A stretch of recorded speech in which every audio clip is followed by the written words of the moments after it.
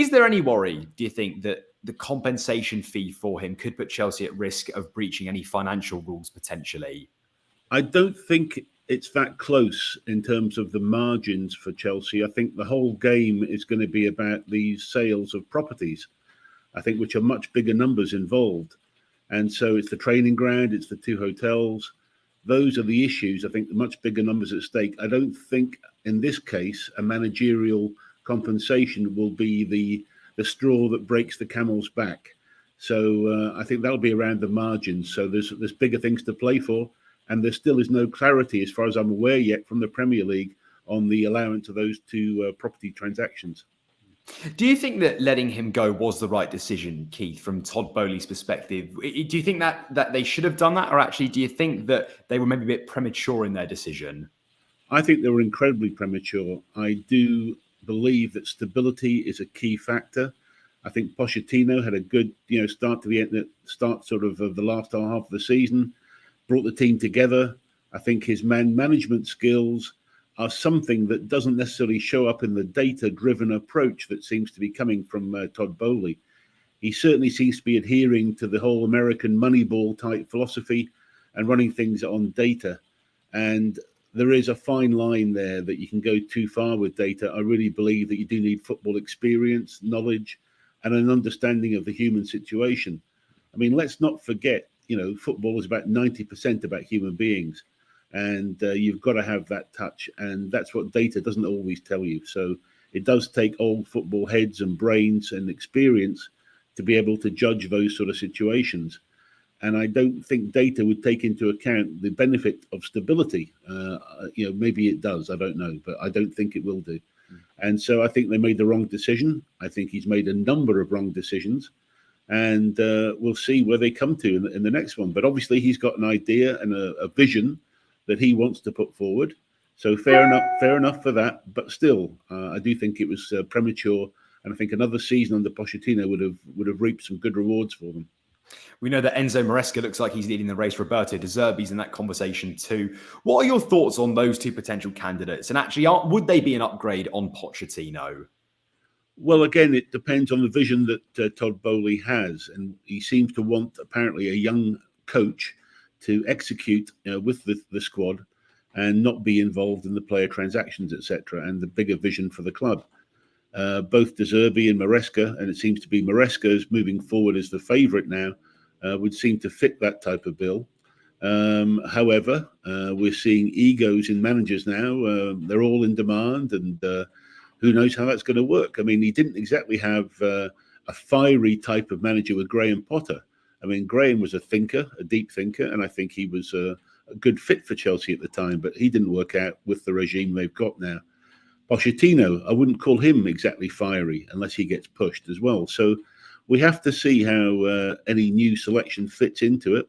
But it does look like Maresca is edging ahead of De Zerbi, and that would leave the vacancy, of course, at Leicester. Do you think, Keith, they are actually confident in him, or is it a case at the moment of sort of trying to work out who would be the best suit? Is it a case of sort of taking what you can get at this moment in time with sort of the lack of managers at the moment at the top level? Yeah, I think it's difficult, but to say that they seem to have got this identikit idea of the type of young manager they want, and they're trying to squeeze somebody into that rather than the other way around.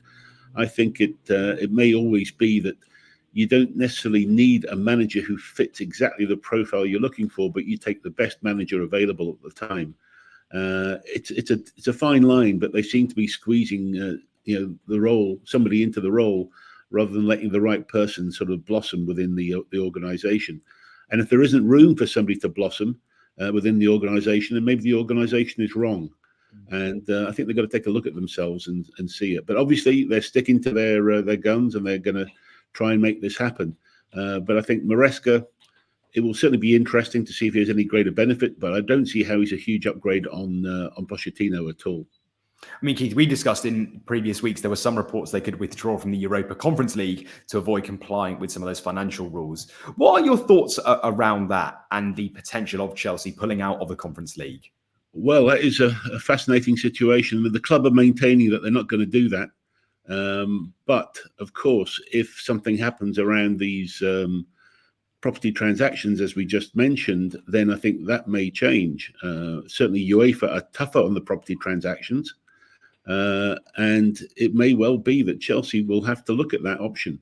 They're still maintaining they won't do that, but as I say, it's very much up in the air right now, and some big decisions have to be made in the next couple of weeks.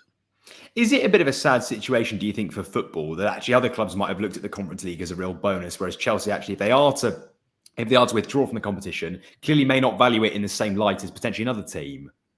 Yes, I think it is sad. I think we should always be wanting to get people into the best competitions they qualify for through football reasons.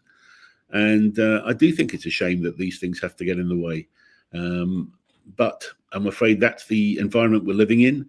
There's got to be a reset somehow around these rules. And let's get back to football, as I've been preaching for many, many weeks now. There's got to be a way around that and to make it still fair and equitable. But still, we've got to let results on the pitch speak more. And they're still yet to strike a front of shirt deal for the 24-25 season. What are your thoughts around that? And actually, are we expecting a huge revenue stream for them, for their front of shirt sponsor potentially? Yeah, look, it's a difficult one. I've been in that situation before when you put your forecast together and you've thought you could actually, count on a certain number for revenue from your front of shirt sponsor. But of course, along with that number that you forecast, you were also forecasting for certain successes on the pitch. Probably in their case, Champions League football, I'd imagine. So without that, it becomes very hard to achieve the number that you're looking for. Now, that means that, you've then got to take a lesser deal, and all of a sudden it becomes so much harder to then get advertisers back up again than it is from when you've actually set the bar at a higher rate and you stick for it. Now, it's a very hard thing to do, and it's a very hard balancing act. Now, Chelsea have always thought that, we thought they've had deep pockets and they can sit out that sort of situation. They're prepared to wait out the sponsors, and they're prepared to wait and try and get the amount they're looking for. Spurs have tried that before, and with some success and some limited success. Chelsea are obviously in that mode right now. They've set the amount they want, and they're going to try and get it. It isn't easy, particularly given the performance of the squad and where they are in Europe right now. I'm afraid Europa League doesn't anywhere near, meet the bonuses and the money from a Champions League sponsor. So it's a tricky one for them. But again, will they break and make a deal to get some revenue in, or will they stick out again? We'll have to wait and see how that plays.